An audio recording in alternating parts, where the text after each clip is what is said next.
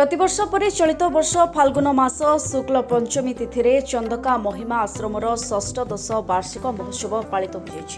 ब्रह्मण्य ब्रह्मा बधुता जयकृष्ण बाबा महोदय आदेश अनुसार ब्राह्म बधुता ब्रजबंधु बाबा और साधु मधुसूदन दास तत्वावधान में ब्रह्मध्वनि स्थापन कर जगत मंगल कामना निमंते समूह शरण प्रार्थना करते।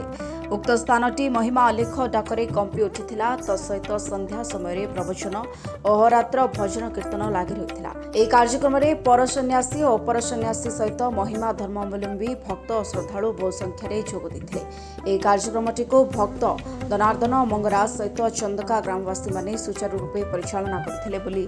ସାମ୍ବାଦିକା ରୀନା ମହାନ୍ତି ଏକ ପ୍ରେସ୍ ବିଜ୍ଞପ୍ତିରେ ଦର୍ଶାଇଥିଲେ। यार महात्मा हूँ प्रत्येक वर्ष आज 20 वर्ष है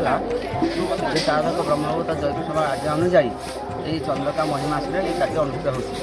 कार्य अनुष्ठित होगा द्वारा कौन महात्मा ना ब्रह्मध्वनि स्थापन करा जगत भगतर मंगल निमंते समवेत प्रार्थना करापर अंचल समस्त साधु भक्त आसिक एठारे नाम भजन सहयोग कर समस्त कार्यर संपादन भक्त जनार्दन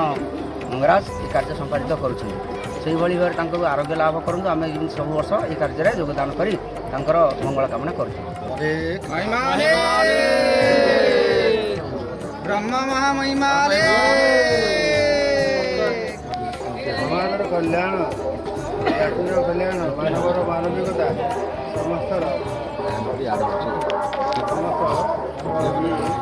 मंगल निमंती ये अनुष्ठान को ग्रामर मंगल देशर मंगल राज्यर मंगल समस्त मंगल निमंती राउती हो नाम भजन हो नाम भजन द्वारा प्रभु जाना जाऊँ प्रभु जगत रक्षा हो नद्य शरण नव शरण गाती बलानी मिथ्या धाराधार वर्ष परोपकार तेणु साधु मान मोर प्रस्ताव निज व्यवस्था निजे पड़े निजे खाऊ प्रवाहित नदी निजे प्रभावित सुरेश स्नान